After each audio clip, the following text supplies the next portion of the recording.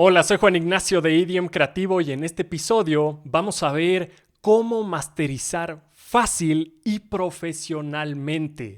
Y por supuesto, en este tutorial no voy a cometer el error que he visto en cientos de tutoriales allá afuera y cursos de masterización que normalmente siguen contigo la masterización puntual de un track, que no digo que eso esté mal per se, pero lo que pasa es que ahí estás atacando directamente la práctica como tal.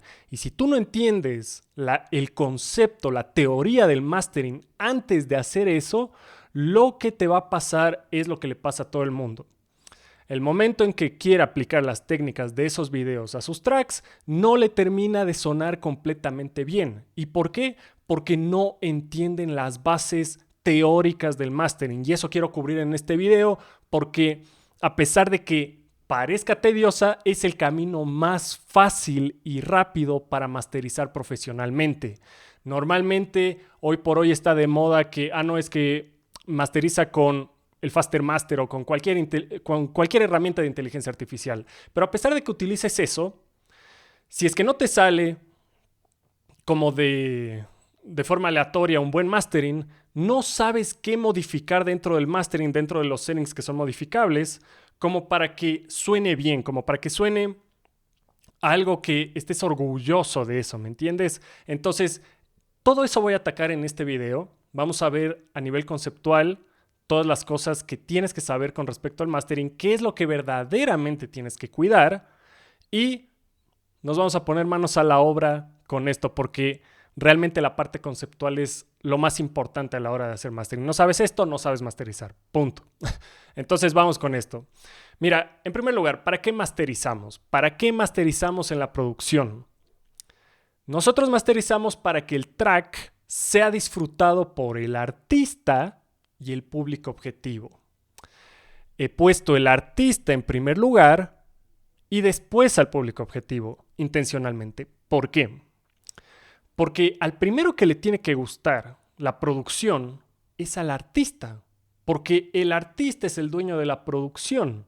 Te pongo un ejemplo. Cuando tú mandas a masterizar tus tracks, tú, siendo el artista, el productor que lo hizo, tienes el criterio último para decirle cualquier cambio que quieras hacer al ingeniero de mastering porque tú sabes qué es lo que quieres, ¿ya? Entonces, esa sinergia siempre se da porque el artista le dice al ingeniero de mastering qué es lo que quiere y el otro interpreta más o menos cómo puede hacer las cosas a nivel técnico para llegar a ese resultado que el artista quiere. Entonces, sin importar lo que sea que hagas, contratar ingenieros de mastering o masterizar tú mismo, tienes que saber que a ti te tiene que gustar y a nadie más. Tú eres la persona más importante en el proceso de creación. En el proceso de producción, tú eres el que más importa. De hecho, el único que importa. Porque al final, sin importar que estés haciendo profesionalmente esto o por hobby, a ti te tiene que gustar porque si no, ¿cuál es el sentido de todo esto? Si es que solo estás por agradar al público, pues creo que te equivocaste un poco de profesión, porque la verdad es que si solo estás haciendo por eso, yo intuiría que estás haciendo eso por dinero. Entonces, si es que estás viendo a la música desde ese lado, pues déjame decirte que te equivocaste de carrera y porque todas las personas que se hacen multimillonarias con la música realmente es porque van en contra de la corriente. Es decir, son artistas, son rebeldes y de eso se trata todo esto. Así que por eso siempre tienes que ponerte a ti primero, no al resto. ¿De acuerdo? Entonces eso es algo muy fundamental y que esto no solo aplica para el mastering, sino que aplica para el arte en términos generales, ¿ya? Entonces eso muy importante. Masterizamos para nosotros mismos, en este caso este canal es de productores de EDM, entonces como somos los artistas per se, ya te digo, nosotros somos primero, el resto al final, ¿ya? Y a nivel técnico, cuando hablamos de para qué masterizamos, ¿qué buscamos precisamente? Mira, lo primero que vamos a buscar es obtener un balance tonal agradable. ¿Qué quiere decir esto del balance tonal? Quiere decir la relación que tienen las frecuencias entre los bajos, los medios, los altos, propiamente, ¿ya? La idea es que esa división de las bandas de frecuencia tiene que comportarse de una forma en que se balanceen de tal manera en que la curva que generas sea agradable al oído. Es decir, por ejemplo, que pongas los bajos más elevados en volumen, que tal vez los medios bajos los bajes, que tal vez el medio los mantengas y que tal vez los altos los eleves un poco. Eso va a crear una curva del sonido. Entonces, una curva tonal que, situada de la manera correcta, va a agradar al oído. Lo haces mal y suena amateur. No te preocupes porque cada una de estas cosas que te estoy poniendo aquí lo vamos a ver en profundidad, así que no te preocupes. Controlar la dinámica e imagen estéreo, eso también estamos buscando acá. Con controlar la dinámica quiero decir con que cualquier elemento que esté saltando en el mix y que esté como que fuera de su lugar, es decir, que no esté compacto, la idea es controlarlo a través de compresores. No te preocupes, ya te voy a explicar todo.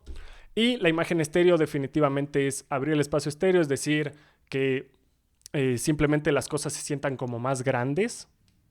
Y obviamente dependiendo del estilo y todo, pueden ser más grandes, menos grandes, lo que sea, pero el asunto es manipular la imagen estéreo para que se sienta lo más abierta, amplia posible. Pero como te voy diciendo, todo depende de tu producción, ¿ya? Lo siguiente que buscamos es eliminar estridencias. ¿Qué quiero decir con eliminar estridencias? Las estridencias básicamente es cualquier sonido que cuando tú alzas el volumen de la canción como tal, del track, te dañan el oído, te están lastimando, ¿ya? Entonces la idea también con la masterización es eliminar todo eso. Obviamente todo lo que estamos viendo pudiste haberlo trabajado plenamente en el mix, pero esto es algo que sí tiene que darse de baja sí o sí en el máster, porque no puedes lanzar algo que lastime el oído de las personas. Y con esto ya vamos a entrar en detalles después, pero eso es básicamente lo que buscamos. También la idea es crear el mayor impacto posible, es decir, que el track se debe sentir impactante. Obviamente, dependiendo del subgénero que estés trabajando, vas a necesitar crear mayor o menor impacto. Todo depende de qué estés haciendo en tu producción, cuál sea tu visión. Obviamente, si estás haciendo cosas más chill, vas a requerir menos impacto al momento de generar la fuerza sonora. Y cuando estás haciendo cosas mucho más agresivas, vas en cambio a requerir un mayor impacto, algo que parezca un muro de contención. Entonces, todo esto es lo que buscamos en un mastering básicamente a nivel técnico. Pero como te decía anteriormente, todo esto está respaldado del hecho de que todo se alinee para que el track termine como a mí me guste, como al artista per se, como a ti te guste. Estas directrices, estos objetivos, nos van a conducir hacia eso, ¿ya? Ahora, vamos con el primero. ¿Cómo obtener un balance tonal agradable? Hoy por hoy tienes herramientas como el Tonal Balance de Isotope, que puede que lo consigas pagado, gratis, a veces está gratis, a veces pagado. Ahí tienes que ver si está gratis o pagado. También te viene en el Ozone, si es que tienes el Ozone, pero también, a ver, otra herramienta que te puede servir es Reference de Mastering the Mix. Esta también es una gran herramienta para esto. Y básicamente lo que te dice es el rango en el cual debería estar la curva de tu track con respecto a la muestra. En este caso, por ejemplo, si tienes el Ozone, como tal, vas a tener distintos parámetros que te van a dar esa curva. Pero aquí es el primer error que yo veo siempre y es respaldarte en estas curvas que te da el Ozone. Nunca tomes estas curvas porque estas curvas son demasiado amplias. Es decir, esto lo que te dice es que puedes estar por aquí y a la vez puedes estar por acá. Pero si tú te basas en eso, tu curva, tienes que entender que esto es una curva muy amplia. Entonces lo que va a suceder es que vas a tener una pésima curva de balance si es que le haces caso específicamente a esta curva, ¿ya? Lo que se aconseja es que en el target tú pongas tu propio track de referencia. Para esto te sugiero que utilices un hit dentro del subgénero que sea que estés produciendo. No importa, tiene que ser lo más parecido al tuyo, digamos en términos de hacia dónde quieres ir. ¿Y qué es lo que sucede? Cuando tú cargas de un track estos sistemas de referencia, en cambio ahora la línea de referencia, esta azul, va a ser completamente una línea. Es decir, ya no es una brecha como lo que estás viendo aquí, sino que es una línea. ¿Y cuál es la idea? Que te va a aparecer también el track que estás trabajando en cuestión en línea blanca y te va a decir hacia dónde está apuntando. Entonces, nosotros vamos a tener que corregir esta curva, con lo que te voy a indicar a continuación. Entonces, lo primero que tenemos que hacer es lo siguiente. Cuando tú tienes una herramienta de estas que te referencian el tonal balance, normalmente nos vamos a topar con este problema. Vas a ver que los graves, especialmente el sub como tal, es decir, lo último de la línea hacia la izquierda, está por sobre la referencia, ¿ya? Y aquí viene algo crucial. Si has escuchado el hecho de que te dicen que el máster como tal debes cortar a 30 Hz, 40 Hz, lo que sea, esto va a hacerlo con una precisión inigualable y se acaba la discusión de hacia dónde tienes que empujar. ¿Por qué? Porque si nosotros aplicamos, como puedes ver aquí, un filtro directamente al track como tal, tú solo le mueves de izquierda a derecha filtrando hasta el punto en el que ves que el balance tonal comienza a ser el de la curva de referencia del track que sea que hayas puesto, ¿ya? Y me preguntarás, bueno, y esta curva veo que tiene 72 decibeles por octava. No importa qué tan agresiva sea la curva, lo que importa es que no sea brick wall, es decir, no puedes saltarte a que sea brick wall porque ya estás limitando y ahí sí la arruinas.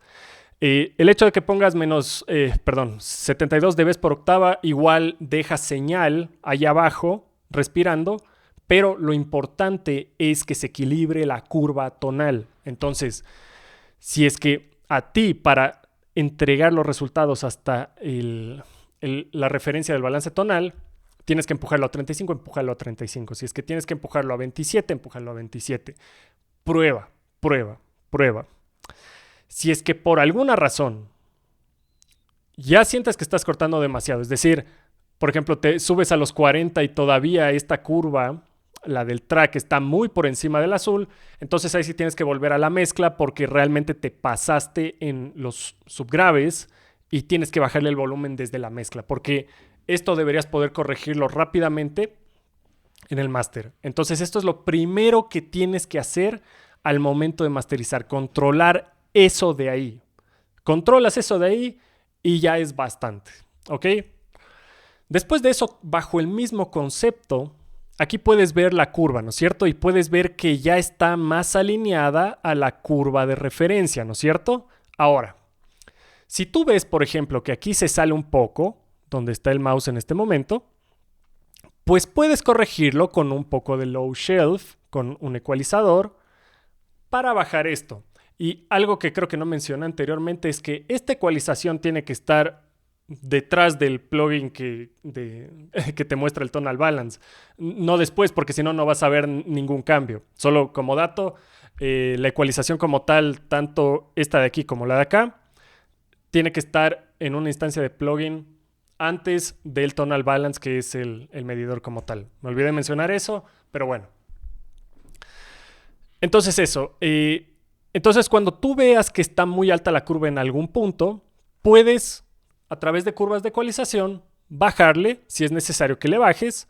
Si, por ejemplo, acá necesitas subirle, pues puedes crear una campana de ecualización por acá para que se suba un poco y vas a ver cómo la curva se va a comenzar a nivelar. Claro está que esto, cuando tú comparas los tracks, la curva de balance tonal, siempre tiene que estar en relación al drop, ¿ya? Siempre tienes que comparar drop con drop, la parte más fuerte de la canción con la parte más fuerte de la canción de referencia. Siempre es la parte más explosiva la que comparamos aquí.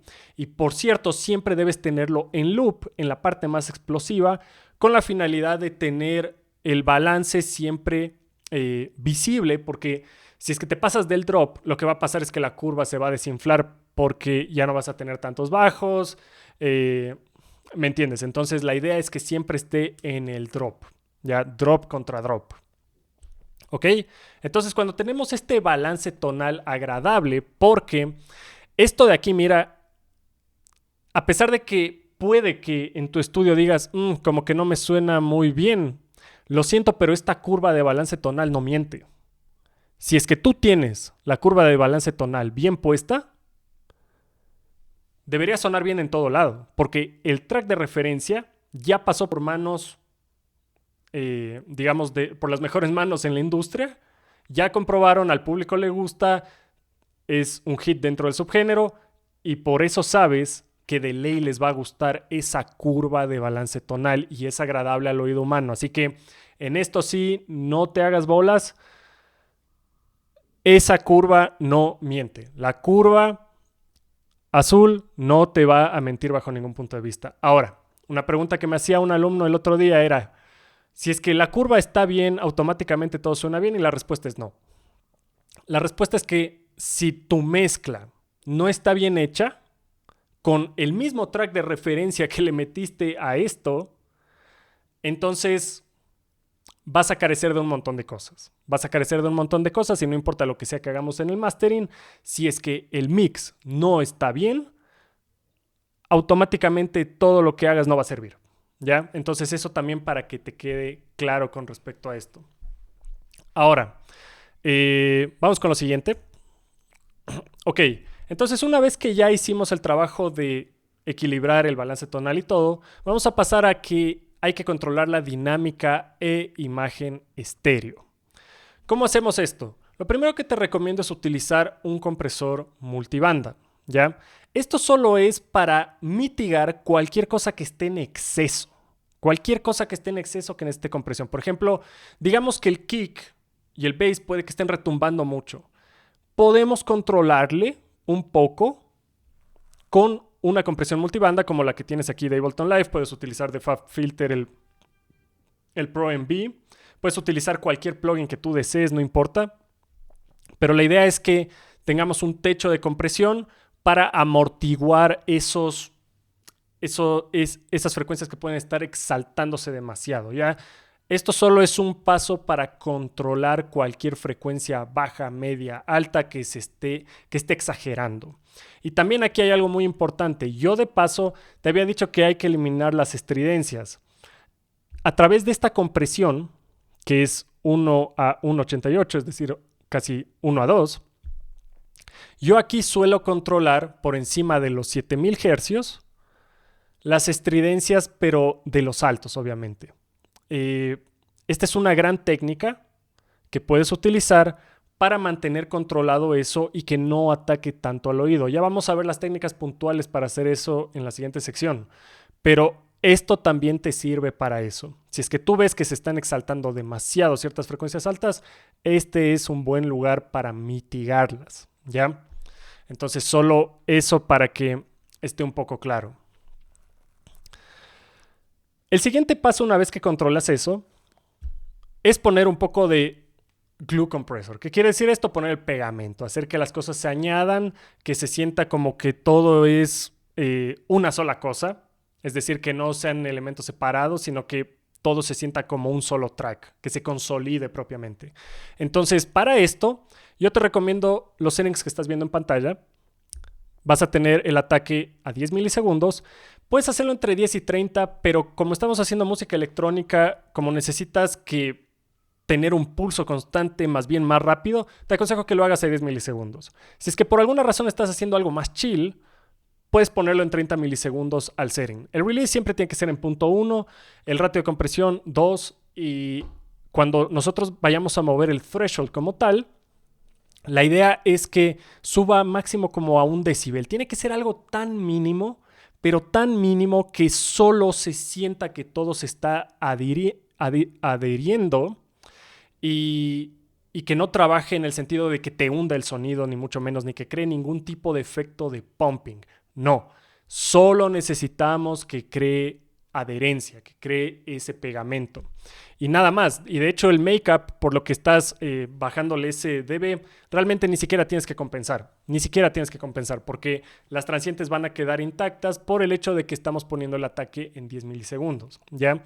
Entonces un glue compressor es lo que necesitas. Si no tienes un glue compressor, puedes usar cualquier compresor. Obviamente este tiene el sonido que se requiere, ¿ya? Aquí sí te tengo que recomendar que uses un glue compressor. Consíguete donde sea el glue compressor. Esto viene nativo de Ableton Live, pero si no estás usando Ableton Live, consíguete de donde sea este glue compressor que te va a dar resultados geniales. Puedes hacerlo también con el compresor nativo, cualquiera con estos settings, pero no es el mismo resultado. Hay más detrás del plugin que sí altera un poco el sonido. Ok, aparte de esto, el siguiente paso sería controlar la imagen estéreo. Cuando nosotros controlamos la imagen estéreo del track, básicamente lo dividimos en bandas. Entonces, normalmente esto ya lo debiste haber trabajado en la mezcla como tal. Es ideal que trabajes esto en la mezcla. Por ejemplo, que el bass, el kick como tal, ya todo lo que está por debajo de 100 Hz realmente sean lo más mono posible. Esto no te recomiendo hacer tanto en el master, pero la idea es que aquí podemos dividir, por ejemplo, con esta herramienta de Isotope, que es el Imager, que lo puedes encontrar dentro de los Sound como tal. Esta es la mejor herramienta para hacer esto. He probado varios plugins, realmente esta es la única que me convence para hacer esto y esta es la única que te entrega un buen resultado al hacer esto.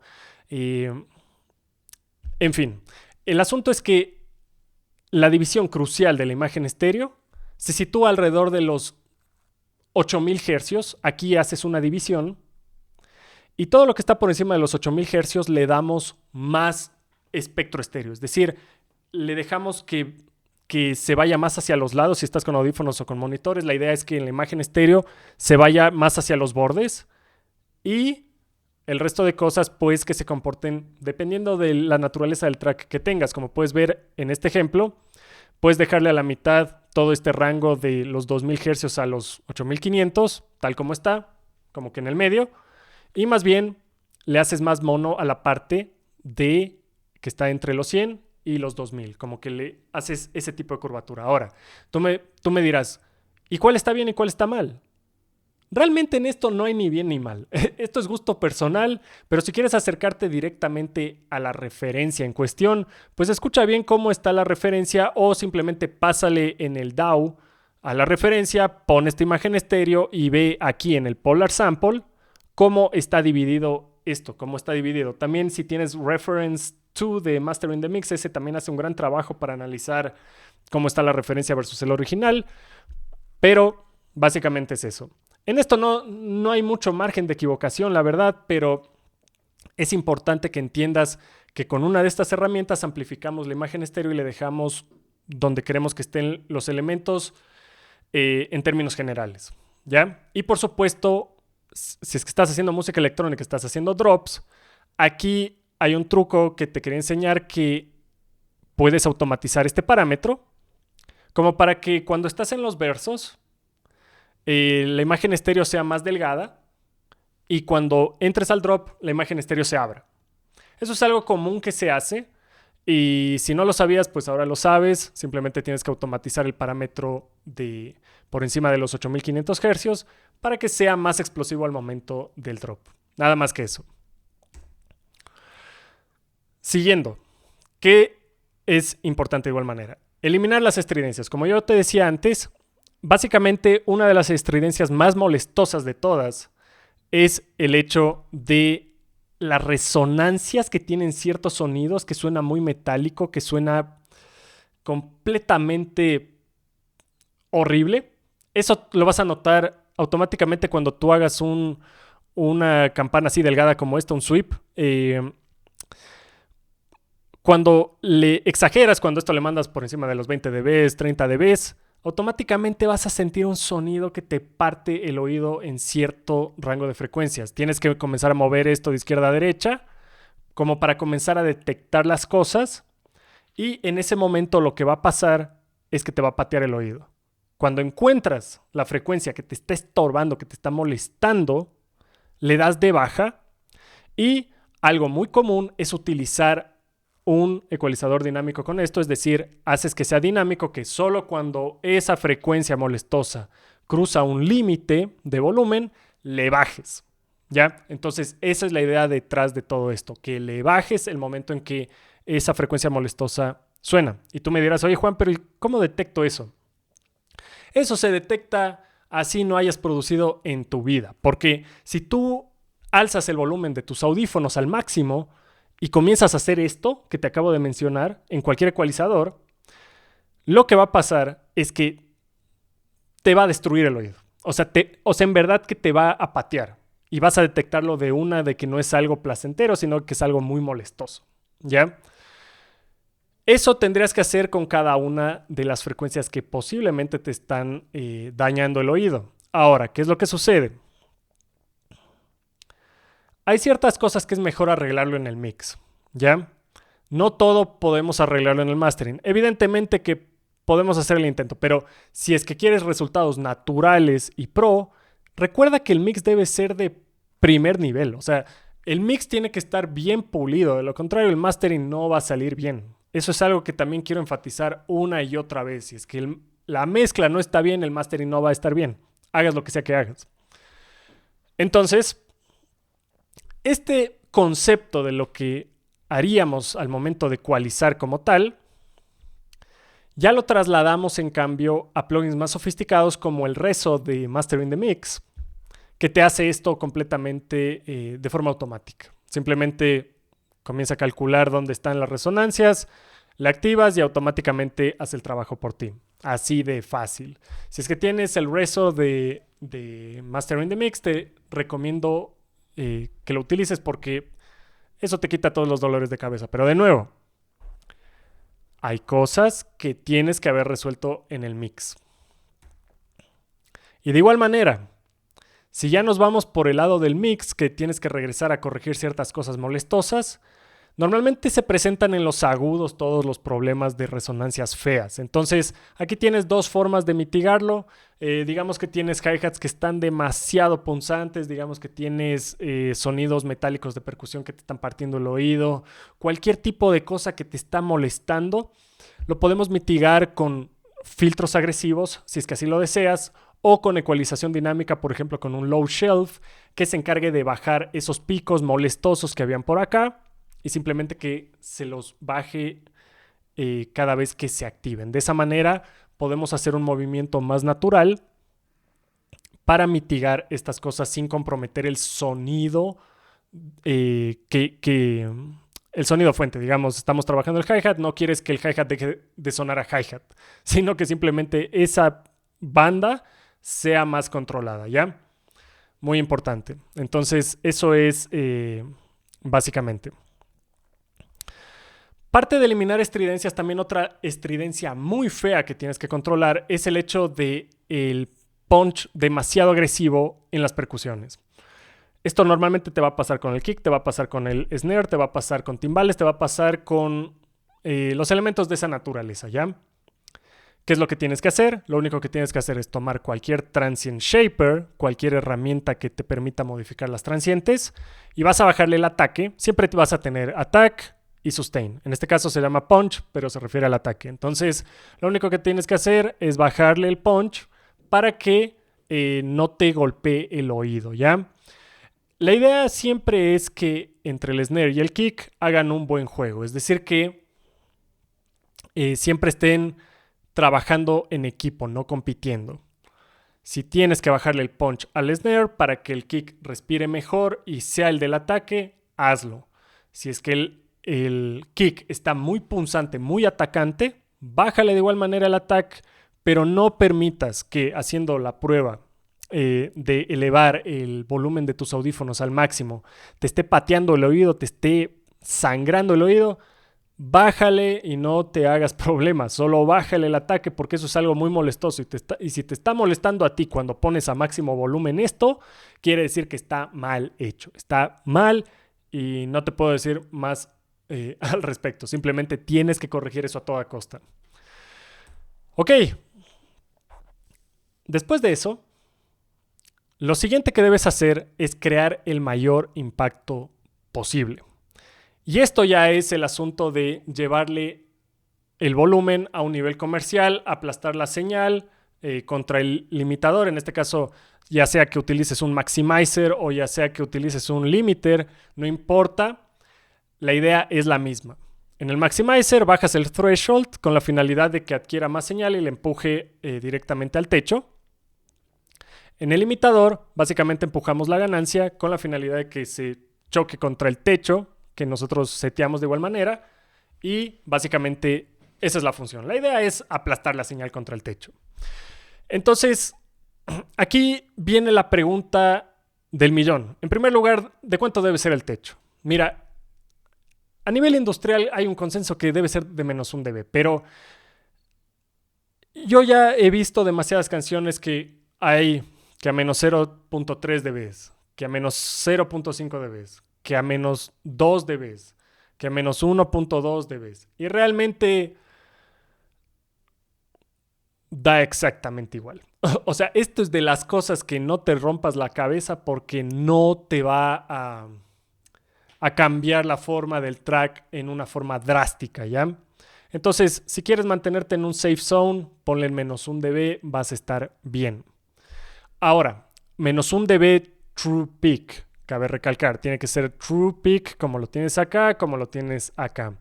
Obviamente jamás te recomendaría hacer una producción profesional limitado con el limitador de Ableton porque no es bueno. O sea, aquí sí tengo que decir esto. No es bueno, no te aconsejo. Si puedes, utiliza uno de FabFilter. Si puedes, utiliza uno de Ozone. No es por menospreciar la herramienta de Ableton, pero no está al nivel. No está al nivel de un limitador profesional. Entonces, eso como dato. Y aquí el asunto es, ¿a cuánto deberías empujar? Esta es una pregunta bastante válida. Y tú tienes que empujar tanto el gain o el threshold hasta el punto en que cumplas los loops integrados de la referencia.